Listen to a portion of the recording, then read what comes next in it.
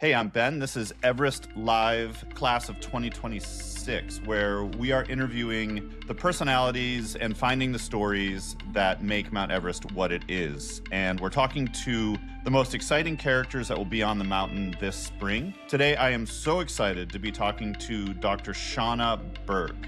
Shaunna first was a second Canadian woman ever to reach the summit 20 years ago, and this year she's coming back with definitely one of the most compelling stories of the season.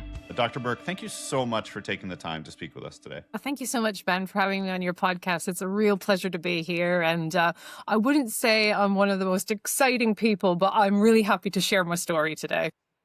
I think our audience is going to feel differently once you actually tell them what your story is. So let's just jump right into it. You reached the summit 20 years ago. For most people, that's a life accomplishment. So you're heading back with a much different mission than you did on your first expedition. Could you tell me just a bit about what you're hoping to accomplish this year and why you're heading back to Mount Everest 20 years later? Well, for me, returning to Mount Everest is deeply personal, but it's more than just a personal climb. I'm returning to the mountain while living with stage 4 breast cancer. So in March of 2024, I was diagnosed with incurable cancer, and I've undergone 18 months of intensive primary treatments, 4.5 months of chemotherapy, a double mastectomy, an operation on my liver, 3 weeks of radiotherapy, an operation to remove ovaries, and ablation therapy. So returning to the mountain for me is a personal challenge, but it's also more than that. I see it as a platform to raise awareness of people living with a life-limiting illness and to show that you can still live a full life even while living with a very difficult situation. And you yourself, you're a cancer researcher by profession. Is that correct? That's right. So my area of research is in exercise and cancer. So my work has evolved from looking at the impact of exercise on cancer survivors' quality of life to more recent work which looks at rehabilitation and how do we physically and psychologically get people prepared for surgery or chemotherapy or whatever treatment it is that they're about to undergo. So is there a way where this climb and what you're trying to do is an extension of your life's work? Like, is that how this feels in a way? My worlds have overlapped, and so I would say you're spot on. It is, for me, very much, for 17 years, I've been researching the impact of exercise and how it helps people improve their mental well-being, their social well-being, and physical well-being. And so for me, I found that for me, engaging in exercise throughout treatment was a very important part of my journey. So I would actually run to my chemotherapy sessions, have my chemo infusion, and I would walk home. I would park my car 3 miles away from the hospital, and I would run along the canal to my radiotherapy appointments, and then I would run back to my car. So I incorporated exercise into my daily routine while undergoing treatments. And I did that because I understood what the benefits are of doing that. And the benefits are multitude. It also helps, which is what's quite surprising, is the preliminary research that's coming out is showing that your treatment, so chemotherapy and radiotherapy, will actually be more effective if you engage in exercise immediately before undergoing it. Yeah, that's fascinating.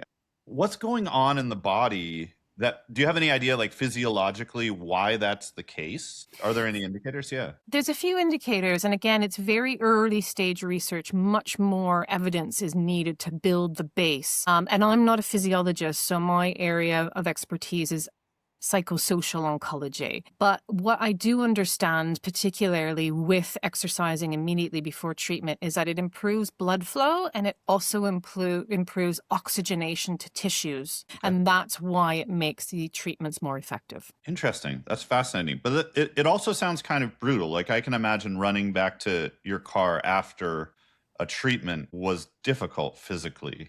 So I think because I came into my cancer treatment with a high baseline of physical fitness, for me, it was about how do I preserve that physical fitness and that endurance and strength that I've already got.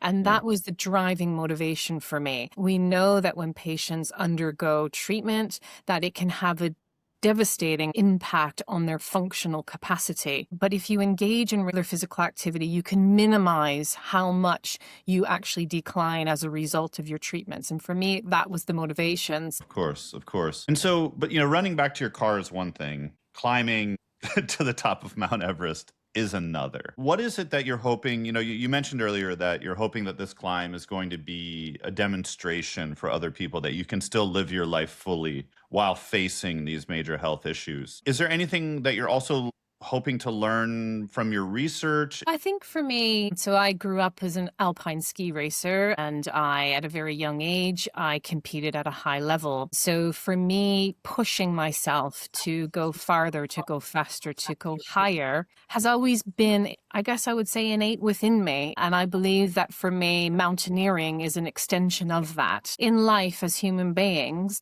we often choose the path of least resistance. And there's a theory in psychology called post-traumatic growth, which suggests that an individual who struggles through hardship can grow as a result of that struggle. I absolutely feel the most alive when I'm in the mountains. I enjoy pushing myself through discomfort.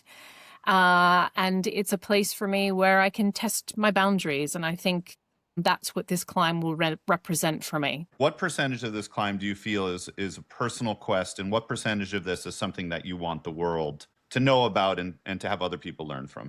I think for me, I do see this as something that's bigger than myself, in that I feel like I really hope that I can inspire people through this process. It's the mindset about wanting to still live, wanting to still do meaningful things that energize our soul. And so I guess I'm just hoping that I will inspire other people along the way and provide them with some hope that, when they receive their diagnosis, that there is still a life that can be lived.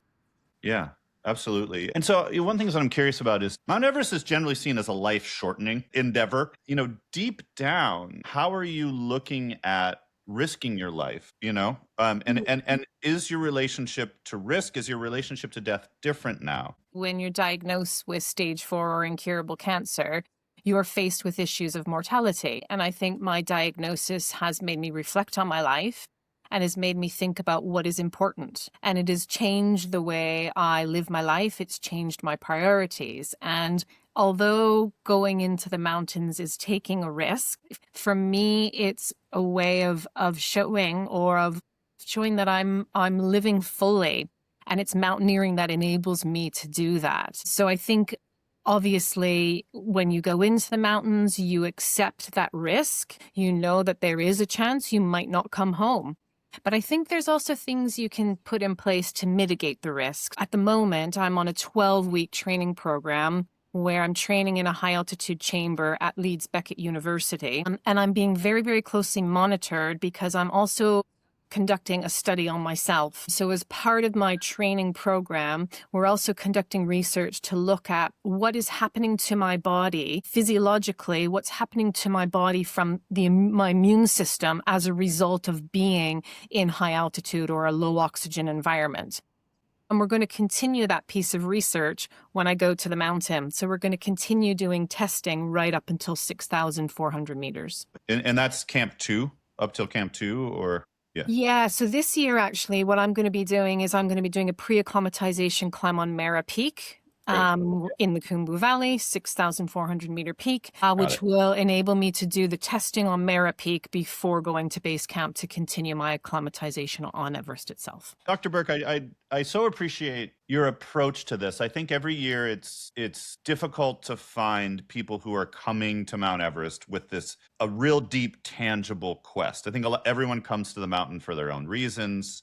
Tell me a bit about how this also relates to just your soul and your life in general. Like, is there something about Nepal and the Everest region, the Khumbu Valley, like that you're also going back for? Yeah, Nepal is a very, very special place in my heart. There isn't a more stunning, in my opinion, a more beautiful place in the world. You've got all these 8,000 meter peaks surrounding you.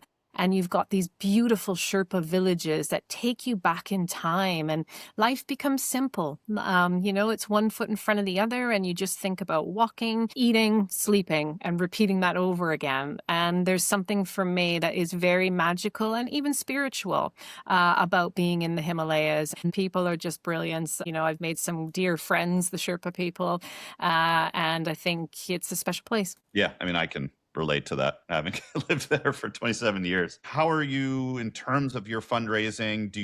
Are you still looking for support? And is there a way that people can follow you and get involved in your expedition? Yeah, absolutely. So I do have a website, dyingtoclimb.com, where all my information is there. So there's a number of things that I'm doing at the moment. So I am fundraising, and I have a Just Giving page for Macmillan Cancer Charity. In addition to that, I've got my own GoFundMe page where at the moment I'm doing crowdfunding as well as looking for corporate sponsorship.